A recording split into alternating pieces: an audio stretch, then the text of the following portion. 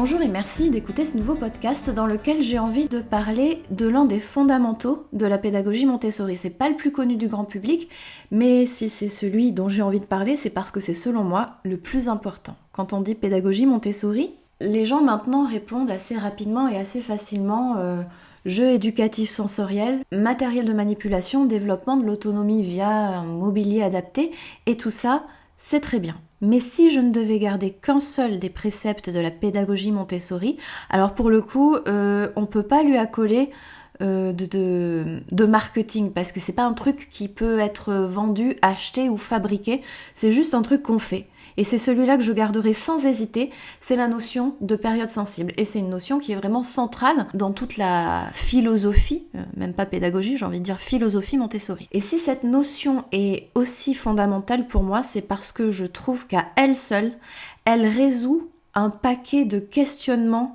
qu'on peut avoir en tant que parent et qui peuvent nous amener, quand on focalise trop là-dessus, à bien des prises de tête inutiles. À l'heure où on voit des experts et des parents de différentes sensibilités et de différentes convictions s'opposer sur le sujet le plus polémique du microcosme de la parentalité, à savoir comment accompagner son enfant pour un développement serein, il me semble que ce simple précepte des périodes sensibles permet de toujours avoir la posture adaptée et sans jamais se prendre la tête. C'est merveilleux. J'en ai déjà parlé dans plusieurs de mes contenus, mais je réexplique rapidement ce que Maria Montessori nomme les périodes sensibles.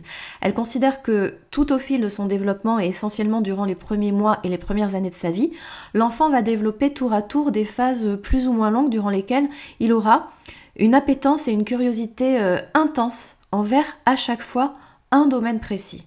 Ces phases sont ce qu'elle nomme les périodes sensibles, et durant ces périodes, l'enfant sera évidemment particulièrement réceptif à tout ce qui concerne de près ou de loin son centre d'intérêt du moment, et durant ces périodes, il développera évidemment d'autant plus facilement, d'autant plus sereinement et rapidement ses compétences en la matière. Donc voilà plus de 4 ans maintenant que nos choix de parents en termes d'accompagnement éducatif de notre enfant tournent, pour ainsi dire, uniquement autour des périodes sensibles qu'on décèle. Alors bien entendu, ça implique d'être attentif aux curiosités que son enfant va exprimer.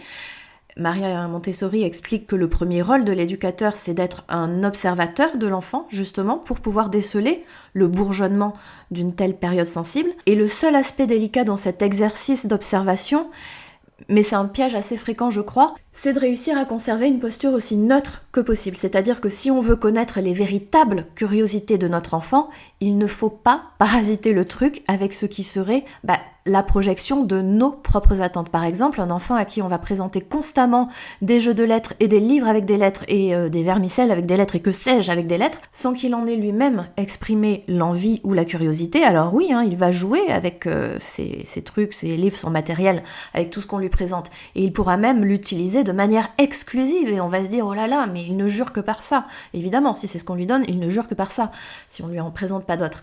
Mais ça ne veut pas dire que c'est une période sensible, c'est juste du forcing. Et ça n'est pas du tout la même démarche, ça ne place pas du tout l'enfant dans la même configuration et ça ne donne pas du tout, évidemment, les mêmes résultats. Notre repérage des sujets de curiosité de notre enfant doit donc être aussi neutre que possible. L'idée, ça va être de le suivre dans ses explorations plutôt que le tirer par la main. S'il a envie d'aller dans une direction, le fait de lui répondre, de lui apporter du matériel et de prendre le temps d'avancer avec lui dans cette direction va le rassurer et va lui permettre d'explorer vraiment le truc. Il doit pouvoir, on a la chance d'être dans une société où le luxe de réfléchir à ça est possible, il doit pouvoir être celui qui décide des choses qui seront au centre de ses jeux et de ses découvertes. Alors, après, une fois qu'on est sûr, qu'on a bien compris qu'une période sensible avait commencé, là, il suffit de donner à l'enfant ce qu'il faut pour pouvoir l'explorer. Ça peut être des objets matériels, mais ça peut aussi être des explications et du temps. Souvent du temps, beaucoup de temps. Avec Nino, on a toujours strictement fonctionné de cette même façon, sans même nommer ça de façon consciente les périodes sensibles. Là, j'utilise le terme parce que je suis en train d'essayer d'organiser mes idées sur ce sujet, alors autant appeler un chat, mais dans le quotidien, on se disait juste, il s'intéresse à ça, alors allons dans son sens et nourrissons sa curiosité.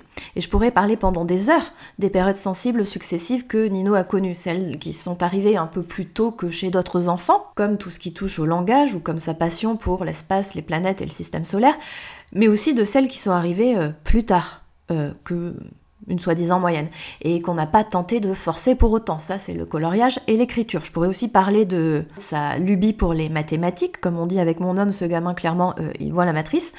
On n'a rien forcé, on a juste alimenté à chaque fois qu'il réclamait. Peut-être que oui, on a cultivé chez lui la soif de curiosité, l'envie d'explorer, mais par contre, on n'a jamais influencé les choses sur lesquelles cette soif et cette envie allaient se porter. En gros, on est le magasin de curiosité et il est le client. Et le client est roi. Son père et moi, on n'est pas là pour faire du forcing en faveur de telle ou telle activité, même en faveur de celle qu'on aime. Il y a de quoi apprendre et de quoi découvrir en toute chose. Et puis s'il nous entraîne vers quelque chose que nous, on connaît moins, du coup, on pourra apprendre avec lui et découvrir avec lui et c'est encore mieux. Donc, on laisse juste les phases se succéder, même si elles sont controversées, comme ça a pu être le cas, par exemple, avec les dessins animés. Si je résume, pour terminer, le principe des périodes sensibles, il s'agit d'observer sur quoi se porte la curiosité de son enfant, donc au préalable de lui laisser vraiment et sincèrement le champ libre pour exprimer sa curiosité personnelle sans qu'elle soit parasitée par nos propres attentes, par nos propres exigences plus ou moins conscientes. Et une fois que la curiosité du moment est établie, on se met à la disposition de son enfant pour lui apporter ce qui va lui permettre d'explorer le sujet qui l'intéresse, que ce soit des supports, des explications, du temps ou la répétition ad nauseam de tout ça. Enfin, il faut se départir de toute notion d'objectif à atteindre, je crois. Le seul objectif, c'est de conserver au fond la curiosité aussi brûlante que possible.